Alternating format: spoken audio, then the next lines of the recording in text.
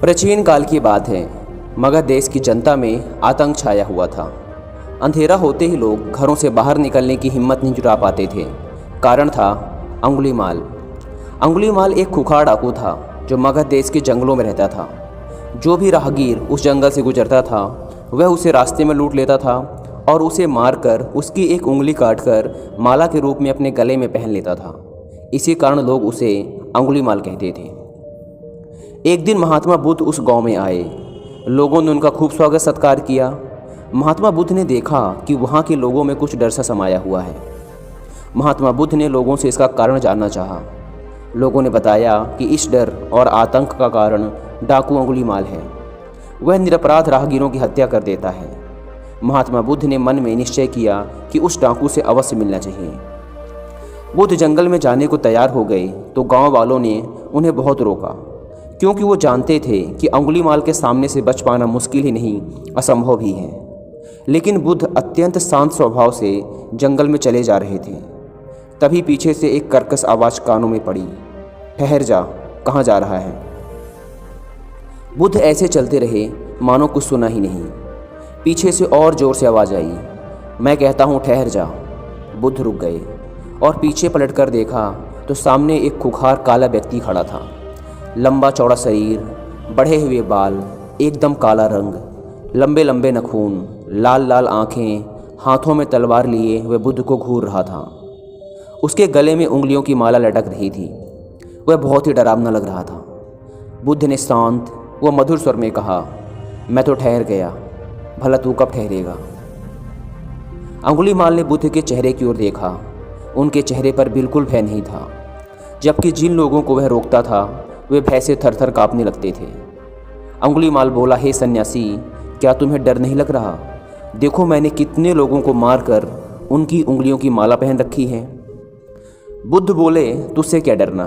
डरना है तो उससे डरो जो सचमुच ताकतवर है।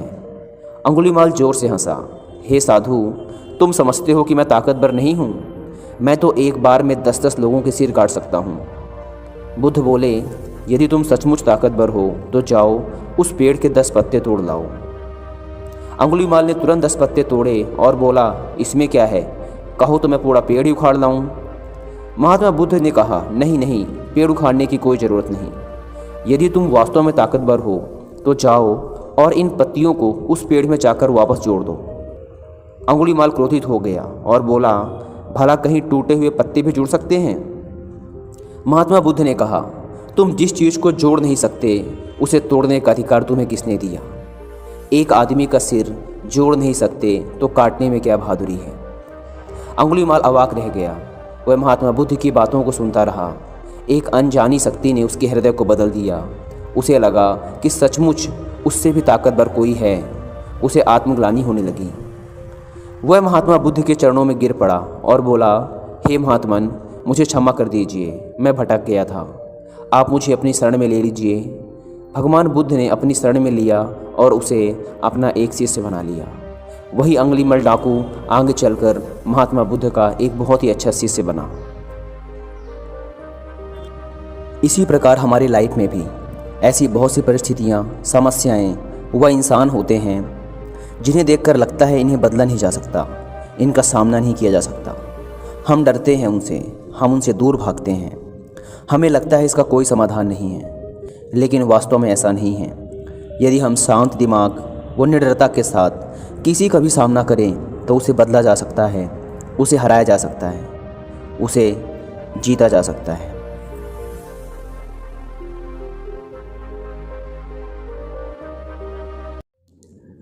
दो बौद्ध भिक्षुक, जिसमें कि एक कुछ बूढ़ा था व दूसरा जवान, दोनों गांव से भिक्षा मांगकर शाम के समय अपने आश्रम में वापस लौट रहे थे। आश्रम से कुछ पहले ही पहाड़ी में से एक नदी बहती थी। शाम का समय था। एक जवान स्त्री उस नदी के किनारे खड़ी थी। उसे भी नदी पार करना था, लेकिन वो डर रही थी क्योंकि वो नदी की गहराई से अनजान थी। बूढ़ा भिक्षुक आगे आगे चल रहा था। वह उस युवा लड़की को देखकर यह समझ गया कि उसे नदी पार करने के लिए किसी के सहारे की ज़रूरत है।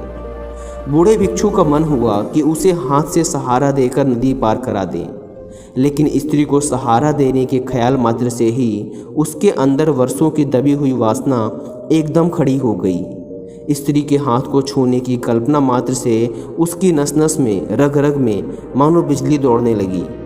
उसने 30 वर्षों से किसी स्त्री को नहीं छुआ था और अभी छूने के ख्याल मात्र से ही सारे प्राण कांपने लगे। एक तरह के बुखार ने उसके सारे व्यक्तित्व को घेर लिया है। उसने एक गहरी सांस ली। वो अपने मन को समझाया, ये कैसी गंदी बात सोच ली, कैसी पाप की बात सोच ली। मुझे क्या मतलब, कोई नदी पार हो या ना हो, उसके लिए मैं अपना जीवन, अपनी साधना क्यों बिगाड़ूं? इतनी कीमती साधना, 30 वर्षों की साधना इस लड़की पे लगा दूं? हरगिज़ नहीं। यह कहकर उसने अपनी आंखें बंद कर ली। लेकिन वो जवान स्त्री तो आंख बंद करने पर भी दिखाई दे रही थी, या ये कहो कि और भी ज़्यादा आकर्षक दिखाई देने लगी, क्योंकि अब मन जाग गया था, सोई हुई वासना जाग गई थी। आंख बंद किए हुए ही वो लड़की के बगल से होता हुआ नदी में उतर गया। अब ये बात आपको पता ही होगी कि जिस चीज़ से आंखें बंद कर ली जाएं, वो असलियत में उतनी सुंदर कभी नहीं होगी जितनी आंख बंद करने या उससे ज़बरदस्ती मुंह फेरने पर वो लगने लगती है। उसने आंख बंद की और वो स्त्री उसके लिए अप्सरा हो गई। दरअसल सारी अप्सराएं ऐसे ही पैदा होती हैं, बंद आँखों से।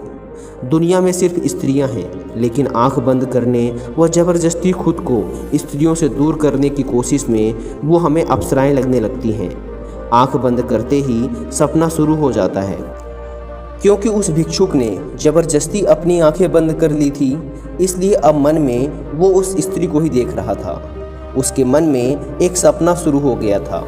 वो स्त्री उसे आकर्षित कर रही थी। उसका मन कहता है कि ये तो गलत बात है कि किसी मुसीबत में फंसी स्त्री की सहायता न करो, लेकिन तुरंत ही उसका दूसरा मन कहता है कि ये सब बेईमानी है, अपने को धोखा देने के तरीके खोज रहे हो। ये सहायता नहीं, बल्कि तुम उसे छूना चाहते हो। साधुओं के लिए स्त्रियां केवल एक समस्या हैं। नदी के घाट पर उस साधु का मन अशांत है और 2 हिस्सों में बढ़ जाता है। एक हिस्सा उसे उस लड़की की तरफ आकर्षित करता है, जबकि तुरंत ही उसका दूसरा हिस्सा उसे उस लड़की से दूर जाने की सलाह देता है। उस बेचारी लड़की को, जो कि वहाँ पर खड़ी है, उसे कुछ नहीं पता कि उसकी वजह से उस साधु के मन में क्या द्वंद्व उत्पन्न हो गया है, क्या भेदभाव चल रहा है उसके दिमाग में। वो तो बस वहाँ खड़ी है किसी के इंतज़ार में, जो कि उसे सहायता देकर नदी पार करा दे। इसी उधेड़-बुन व अशांत दिमाग के साथ वो नदी पार करता है, लेकिन उसे याद आता है कि उसका साथी तो पीछे रह गया। कहीं उस जवान औरत पर दया खाकर उसे नदी पार कराने के चक्कर में उसे छूने की भूल ना कर दे, इसलिए उससे पहले ही उसे सचेत कर देता हूँ। यह सोचकर वो पीछे मुड़ता है, लेकिन वो देखता है कि भूल हो चुकी है। वो जवान भिक्षुक उस औरत को कंधे पर लिए नदी पार करा रहा था। यह देखकर उस बूढ़े साधु के अंदर आग लग गई। ना जाने कैसा कैसा मन होने लगा। कई बार उसके दिमाग में आया कि कितना अच्छा होता यदि मैं ही उसे नदी पार करा देता, लेकिन अगले ही पल उसने खुद के मन को डांटा। ये क्या पागलपन की बात है, मैं और उस औरत को अपने कंधे पर लूं? 30 साल की साधना नष्ट करूं क्या? गंदगी का ढेर है औरत का शरीर और मैं उसे अपने कंधे पर लूँगा। नर्क का द्वार है स्त्री। लेकिन दूसरी ही ओर उस युवा भिक्षुक के कंधे पर स्त्री को देखकर बूढ़ा भिक्षुक आग बबूला हुआ जा रहा था। उसने सोचा, आज जाकर गुरु को कहूँगा कि ये युवा सन्यासी भ्रष्ट हो गया है, अपवित्र हो गया है, इसे आश्रम से बाहर निकालो। तभी वो युवा भिक्षुक उस औरत को नदी की दूसरी ओर अपने कंधे से नीचे उतारता है और चुपचाप आगे बढ़ जाता है। वो दोनों चलते रहते हैं, लेकिन बूढ़ा भिक्षुक रास्ते में कुछ बात नहीं करता। जब वो आश्रम के द्वार की ओर बढ़ रहे थे, तब बूढ़े भिक्षुक ने सीढ़ियों पर खड़े होकर कहा, याद रखना, मैं चलकर गुरु को कहूँगा कि तुम पतित और अपवित्र हो चुके हो। तुमने उस स्त्री को कंधे पर क्यों उठाया? जवान भिक्षुक एकदम से चौंका। उसने कहा, स्त्री? उसे मैंने उठाया था और नदी पार छोड़ भी दिया, लेकिन ऐसा मालूम होता है कि आप उसे अभी भी ढो रहे हैं। आपने तो उसे उठाया भी नहीं था, लेकिन आप अभी भी अपने दिमाग में उसे ढो रहे हैं, उसके बारे में सोच रहे हैं। मैं पिछले कुछ समय से आपको देखकर सोच रहा था कि आप किसी ध्यान में लिप्त हैं, लेकिन आप तो उस औरत को नदी पार करा रहे थे अपने मन ही मन में।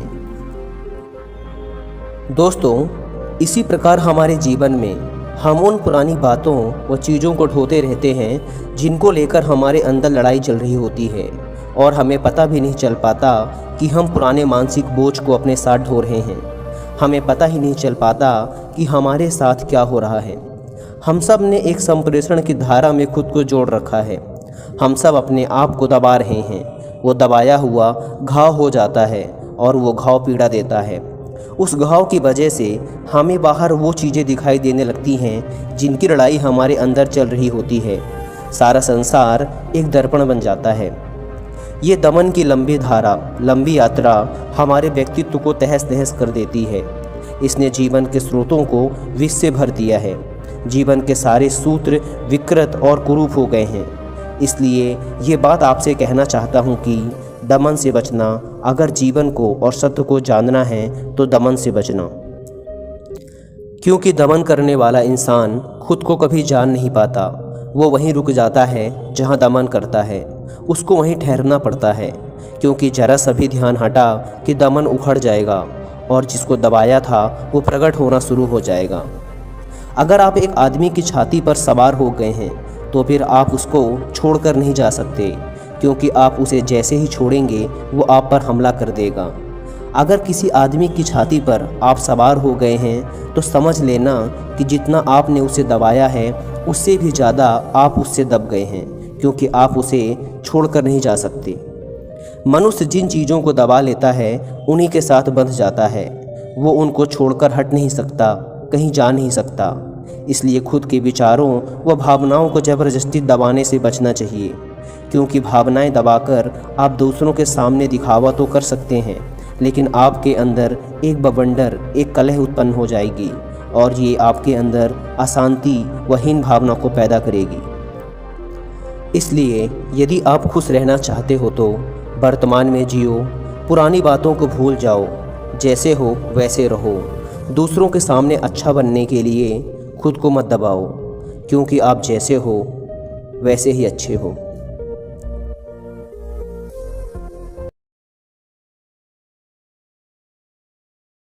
Thanks for watching. Please subscribe.